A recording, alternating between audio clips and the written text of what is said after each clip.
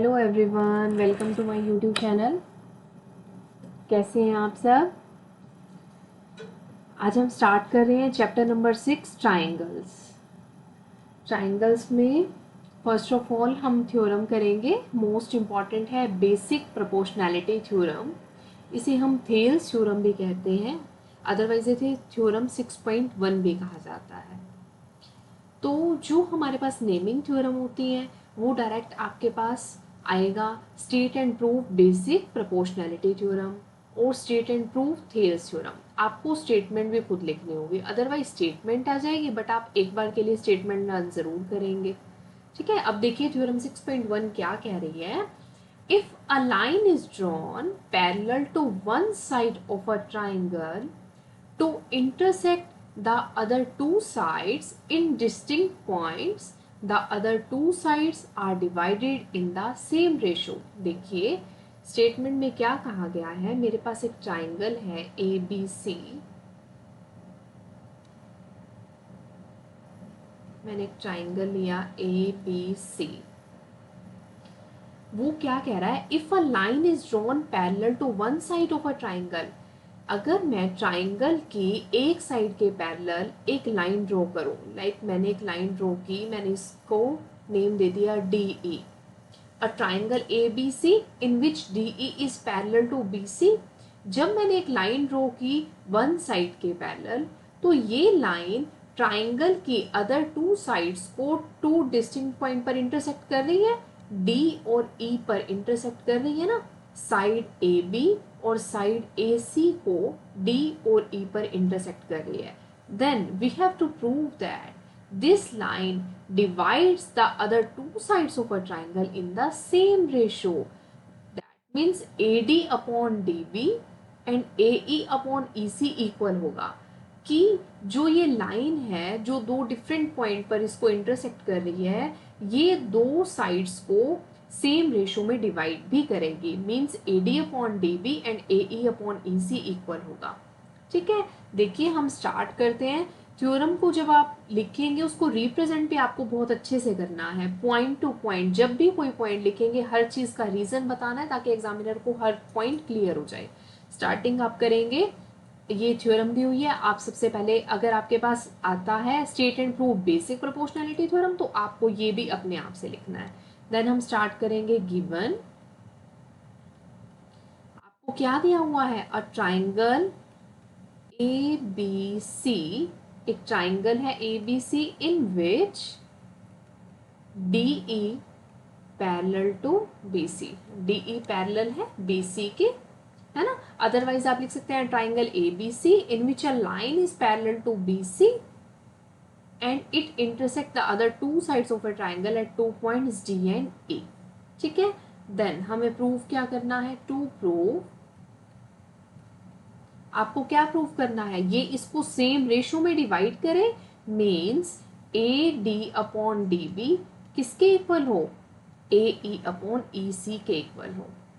ये आपको प्रूव करना है। अब देखिए प्रूफ से पहले मैं कुछ इसमें कंस्ट्रक्शन करूंगी। कंस्ट्रक्शन में आप क्या लिखेंगे, आप हर चीज की हेडिंग बनाएंगे। मैंने क्या किया, मैंने ई और बी को ज्वाइन कर दिया। यहाँ पर मैंने डी और सी को ज्वाइन कर दिया। देन मैंने एक परपेंडिकुलर ड्रॉ किया ई से ए डी पर and D to on A E. Clear है। कंस्ट्रक्शन में अब आप क्या लिखेंगे, जॉइन डी टू सी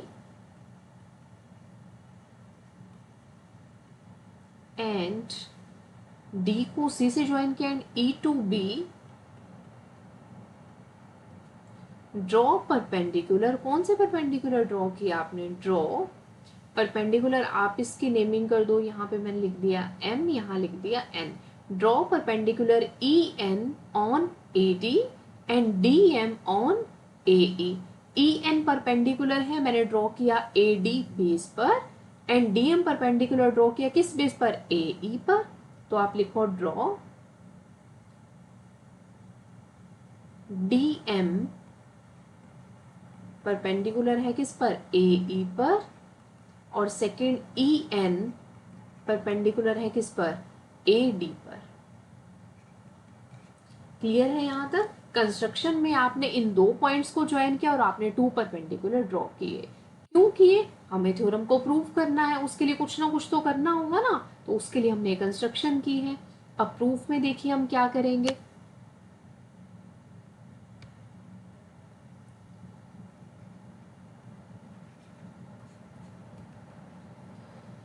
अब ये जो ट्राइंगल है ए बी सी, अगर मैं इसमें ट्राइंगल ए डी ई का एरिया फाइंड करना चाहूँ तो क्या करेंगे?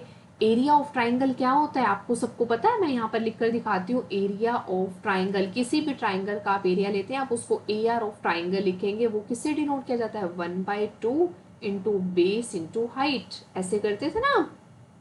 तो बेस हमारे पास क्या हो जाएगा अगर मैं ट्राइंगल ए डी ई का एरिया लूँ? अब इस चीज, बस यही पॉइंट आपको ध्यान से देखना है। जब भी आप ट्राइंगल का एरिया लेंगे, आप इसमें बेस देखे ए डी ई में क्या लेंगे। ए डी अगर मेरे पास बेस है तो उस पर परपेंडिकुलर क्या है? ई एन है। बट इसमें ये तो कंफर्म नहीं है कि ए डी ही बेस होगा, ए ई भी तो बेस हो सकता है। अगर मैं ए ई को बेस लूंगी तो मेरे पास परपेंडिकुलर क्या होगा? डी एम हो जाएगा। तो मेरे पास दो फॉर्मूले, फॉर्मूला तो एक ही है, टू टाइप से मैं इसको लिख सकती हूँ। तो मैं लिखूंगी यहाँ पर area of triangle A D E क्या होता है? 1/2 इंटू बेस इंटू हाइट। 1/2, एक बार मैंने बेस ले लिया ए डी को, जब मैंने बेस ए डी को लिया तो आप उस पर परपेंडिकुलर देखो क्या होगा। ए डी लिया तो उस पर परपेंडिकुलर है बच्चे ई एन, तो मेरे पास आ गया 1/2 A D into E N. और एक बार मैं क्या ले लूंगी? Area of triangle A D E is equal to, इसमें आप बेस क्या लोगे? 1/2, यहाँ पर बेस आप ले लीजिए ए ई। जब मैंने ए ई बेस लिया तो आपके पास परपेंडिकुलर हो जाएगा डी एम, ए ई इंटू डी एम। यहां तक क्लियर है? ये पॉइंट क्लियर हो गया ना? 1/2 बेस इंटू हाइट, आप एक बार एक बेस ले लेंगे ए डी और उस पर जो परपेंडिकुलर है वो परपेंडिकुलर ले लेंगे। एक बार बेस ले लेंगे ए ई और उस पर परपेंडिकुलर है वो परपेंडिकुलर ले लेंगे। यहाँ पर आपके पास दो इक्वेशंस बन गई। आप इनकी नेमिंग कर दीजिए, जो आपको नाम कन्वीनियंट हो वो रख दो। मैंने 1 एंड 2 रख दिया, ये मैंने आपको एज अ रफ वर्क बताया।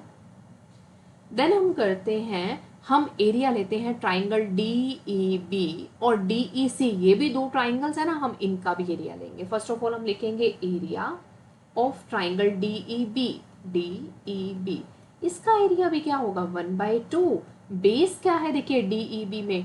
डी बी मैंने बेस ले लिया, डी बी मैंने बेस ले लिया।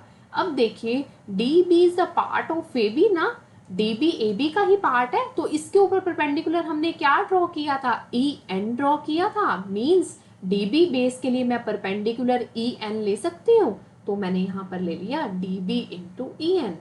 क्लियर है? देन हम लेते हैं area of triangle D E C. अब आप डी ई सी का एरिया ले लो, area of triangle D E C. अब डी ई सी में आपका बेस आपने लिया ई सी, मैं यहां लिखती हूँ 1/2 into E C. E C is the part of A C, then we take the perpendicular on A C, और ए सी पर परपेंडिकुलर क्या था? डी एम था, तो मैंने यहाँ पर डी एम लिख दिया। क्लियर है? 1/2। जस्ट आपको इसके अंदर ये ध्यान रखना है, आपने बेस क्या लेना है, परपेंडिकुलर क्या लेना है। ऊपर वाले ट्राइंगल में आप दोनों को बेस लेंगे। मैंने दो परपेंडिकुलर ड्रॉ किए, इस बेस के लिए ये परपेंडिकुलर था, इस बेस के लिए ये परपेंडिकुलर हो गया। देन हमने नीचे जो कंस्ट्रक्शन में टू ट्राइंगल्स बनाए, एक बार इसको बेस लो, उस पे जो परपेंडिकुलर है वो ले लो, एक बार ये बेस लो, इस पे जो परपेंडिकुलर है वो ले लो। क्लियर है? मेरे पास 4 इक्वेशंस आ गई। मैं इसकी नेमिंग करती हूँ, equation number 3 and equation number 4। अब देखिए हम थ्योरम को प्रूव करने के लिए अपना क्या स्टेप लेंगे। मैं एक बार area of triangle A D E को किससे डिवाइड कर दूंगी? देखिए area of triangle A D ये भी है और ये भी है। मैं उस तरीके से ही लूंगी ना कि मेरा कुछ कैंसिल हो जाए और मेरा रिजल्ट प्रूव हो जाए। कुछ भी तो आप नहीं कर सकते ना थ्योरम के अंदर। तो मेरे पास अगर ये दो ट्राइंगल्स है 1/2 into A D into E N, एक है A E into D M, और मेरे पास इन दोनों ट्राइंगल का एरिया, मुझे एक ट्राइंगल के एरिया को इससे डिवाइड कर देती हूँ मैं। तो अगर मैं फर्स्ट को थर्ड से डिवाइड कर दूं तो ई एन से ई एन कैंसिल हो जाएगा और ए डी अपॉन डी भी आ जाएगा। अब आप कहेंगे कि area of triangle A D ma'am ये भी था, आपने ये क्यों नहीं लिया?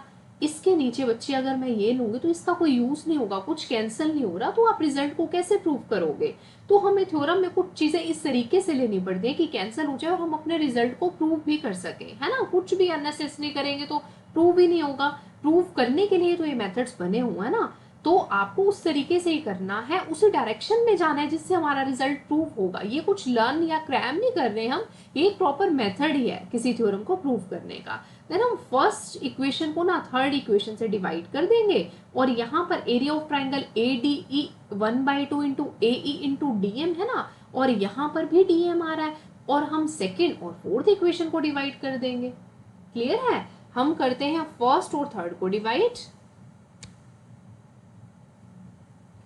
मैं कर रही हूँ equation number first and third, and second and fourth को डिवाइड कर दो। फर्स्ट और थर्ड को आप डिवाइड करो। मैं लिखती हूँ area of triangle A D E divided by third क्या है, area of triangle D E B, area of triangle D E B. Area of triangle A D E क्या है, 1/2 A D into E N divided by D E B का क्या लेंगे, D B into E N. Clear है? देखिए मैंने 1/2 से 1/2 cancel किया, ई एन से ई एन कैंसिल किया, ये आपके पास आ गया A D upon D B. मैंने इस इक्वेशन को नेमिंग कर दिया कैपिटल ए से। क्लियर है? देन आप सेकंड को 4 से डिवाइड करो, सेकंड को 4 से डिवाइड करेंगे तो क्या आएगा, area of triangle A D E divided by area of triangle DEC, area of triangle DEC is equal to 1/2 into AE into DM upon fourth क्या है, 1/2 into EC into DM। 1/2 से 1/2 cancel हो गया, DM से DM cancel हो गया, आपके पास आ गया बच्चे AE into EC। इस इक्वेशन को आप इक्वेशन नंबर बी कह दो। यहाँ तक कोई प्रॉब्लम हो जाएगा? जस्ट हमने दो एरियाज को डिवाइड कर दिया और मेरे पास एक इक्वेशन ए और इक्वेशन बी आ गई। अब हम क्या करेंगे, देखो अब हमारे पास लेफ्ट हैंड साइड में ना यहाँ भी ए डी ई है, यहाँ भी ए डी ई है, D E B and D E C. अब देखो D E B and D E C क्या है, जो डी ई बी और डी ई सी ये दो ट्राइंगल्स है ना, इनका बेस सेम है डी ई, और ये दोनों triangles two same parallel lines के बीच में एग्जिस्ट कर रहे हैं। क्लियर है? These two triangles lies on the same base DE and lies on the two same parallel lines DE and BC। जब ऐसी सिचुएशन हो तो उस सिचुएशन में दोनों ट्राइंगल्स का एरिया सेम हो जाता है। ठीक है, आप इस चीज को लिख देंगे। आप क्या कहेंगे, D E B and D E C, area of triangle D E B, triangle D E B and triangle DEC lies on the same base। ये दोनों सेम बेस पर लाई कर रहे हैं। बेस क्या था हमारा, DE, and between the same parallel lines, दो सेम पैरेलल लाइंस के बीच में है, between the same parallel lines. Parallel lines कौन सी थी हमारी, देखो फिगर में, DE and BC, DE and BC, DE and BC। So क्या होगा, area of triangle DEB will be equal to area of triangle DEC। तो DEB और DEC का एरिया इक्वल हो जाएगा। देखो अब इक्वल आ गया इनका एरिया, तो आप इसको किस इक्वेशन में पुट कर दोगे, किसी भी इक्वेशन में ए या बी में DEB को DEC पुट कर दो या DEC DEB पुट कर दो, जो भी आपको अच्छा लगे। तो अगर मैंने एरिया ऑफ ट्राइंगल ADE लिया अपॉन एरिया ऑफ ट्राइंगल यहाँ पे मैंने ले लिया DEC, ये किसके इक्वल है, AD अपॉन DB। और सेकंड वाला हमारे पास बी इक्वेशन क्या थी, area of triangle ADE upon area of triangle DEC। Yes, AE upon BC। Clear है? ये वही आपके पास इक्वेशन नंबर ए थी और ये इक्वेशन नंबर बी थी। मैंने जस्ट ये फर्स्ट इक्वेशन में क्या पुट किया, डी ई बी को डी ई सी पुट कर दिया, जो मैंने फाइंड आउट किया है। क्लियर है? अब आप इक्वेशन ए और बी को ध्यान से देखो। इसकी लेफ्ट हैंड साइड क्या है, area of triangle A D E divided by area of triangle D E C, और इधर है area of triangle A D E and area of triangle D E C. Left hand side same है ना, तो आप सबको पता है जब हमारी लेफ्ट हैंड साइड सेम होती है राइट हैंड साइड भी सेम हो जाती है। Then from A and B we see that left hand side are equal. From A and B left hand sides are equal, so right hand side भी equal होंगी, तो A D upon D B equal हो जाएगा ए E upon E सी के। अब ध्यान से देखो, आपने यही नहीं प्रूव करना था, A D upon D B is equal to A E upon E C. To prove में देखो, A D upon D B A E upon E C यही प्रूव करना था ना, एंड में हमने यही प्रूव कर दिया। क्लियर है? इससे क्या क्लियर हो गया, if a line is drawn parallel to one side of a triangle and it intersects the other two sides at two distinct points, then it will divide the two sides in the same ratio. That means AD upon DB equal होगा AE upon EC के। ये हमारे पास क्या थी, basic proportionality theorem थी, जिसको हम Thales theorem भी कहते हैं, थ्योरम 6.1 भी कहा जाता है, and this is the most important theorem. Clear है सभी को? मैं एक बार फटाफट से रिपीट कर देती हूँ। मैंने जस्ट एक बच्चे ट्राइंगल लिया था, एक लाइन पैरेलल ड्रॉ की थी, उसको प्रूव करने के लिए मैंने कंस्ट्रक्शन कर दी थी। मैंने दो परपेंडिकुलर ड्रॉ कर दिए थे। मैंने एक बार ट्राइंगल का एरिया लिया ए डी ई का, जब मैंने उसका एरिया लिया तो 1/2 इंटू बेस इंटू हाइट होता है। एक बार बेस आप ए डी को लेना, उस पर परपेंडिकुलर ले लेना, एक बार बेस ए ई को ले लेना, उस पर परपेंडिकुलर ले लेना। देन हम डी ई सी और डी ई बी का एरिया लेंगे 1/2 बेस इंटू हाइट। मेरे पास 4 इक्वेशंस बन गई। मैंने क्या किया, जो कन्वीनियंट था ना, जिससे कैंसिल होकर रिजल्ट प्रूव हो सकता था, जहां पे जो चीज कैंसिल होती उन इक्वेशंस को डिवाइड कर दिया, तो मेरे पास A D E D E B D E C का एरिया आ गया। अब मैंने देखा कि डी ई बी और डी ई सी दोनों सेम बेस पर लाई कर रहे हैं ट्राइंगल, और दोनों सेम पैरेलल लाइंस में ही हैं, तो उनका एरिया इक्वल हो जाएगा। अगर लेफ्ट हैंड साइड इक्वल होगी तो राइट हैंड साइड इक्वल आ गई। क्लियर है? अगर किसी को भी कोई प्रॉब्लम लगती है तो कमेंट सेक्शन में बताना। आज के लिए इतना ही। नेक्स्ट वीडियो में हम मिलेंगे थ्योरम 6.2 के साथ। अगर आपको वीडियो अच्छी लगे तो लाइक करना, और जो चैनल पर न्यू आए हैं वो चैनल को सब्सक्राइब भी करना। Thank you, bye bye.